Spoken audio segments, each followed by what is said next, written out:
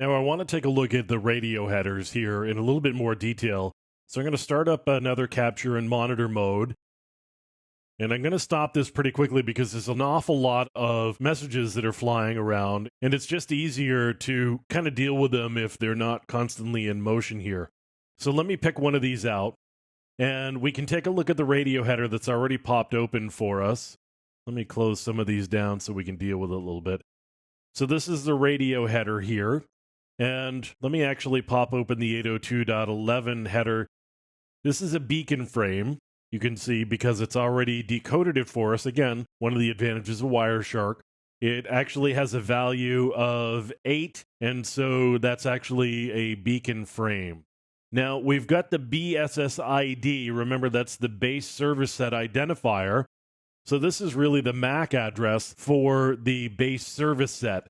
And if I pop open the wireless management frame here, I should get the SSID as well. This looks like the SSID is broadcast in this case. And we can take a look at any one of them. Not any data here in terms of the SSID. See if we get the BSSID out of this header. Sure enough, there's the BSSID. So that's the MAC address there. We can scroll up a little bit and see this one. And again, we're not getting much in the way of SSID information here. So you'll see some of the other 802.11 messages here. There's clear to send, request to send, clear to send. There's also quality of service data that's being sent. Let me just take one of these beacon frames here. You'll see we've got capabilities information. So this is an access point, and it doesn't belong to a base service set. And again, one of the advantages of Wireshark here is that it pulls apart these individual flags for us and tells us what they all mean. Now I've got the tagged parameters that are part of the 802.11 headers. Again, I've got the SSID parameter set. Here I've got supported rates. I've got megabits per second, 1, 2, 5.5, 11, 9, 18, 36, 54. We are running on channel 6. We've got some extended supported rates of 6, 12, 24, 48 megabits per second. Looks like we're using a country code of US. And again, you can really see all of the detail that goes into the different messages that are being sent around on your wireless network.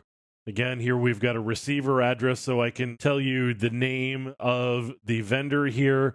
This is Eris Grow, which would be short for a vendor that I'm not immediately familiar with at the moment. But here's an Apple, here's Hewlett Packard again. Again, you can see all of the different vendors that are available. And you can see all of the probes that are going out. So these are devices on the network that are looking to see what else is there. So this is actually a Samsung device, apparently issued a request on the network to see what was available. I'm going to close this out. We'll take a look at the fixed parameters again. We'll close those down. So this is one of my wireless networks here. So that's the SSID that's available, supported rates.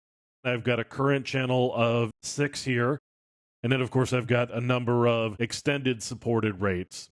So you can also see that I am supporting 802.11n. So that's a capability that I've got. And then there's some vendor-specific information. So again, we've got a lot of different messages that are flying around that are 802.11. Again, if I start the capture back up, you can see how fast they come in. There's an awful lot of radio traffic going on. And remember what we're looking at here.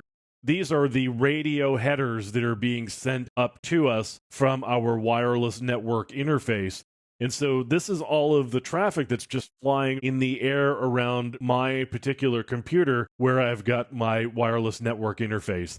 And if I am taking a look at these, I am looking at the SSIDs that are available, the MAC addresses for the access points and the different stations that are around on the network. And of course, we're seeing the messages around announcements of all of the SSIDs that are available.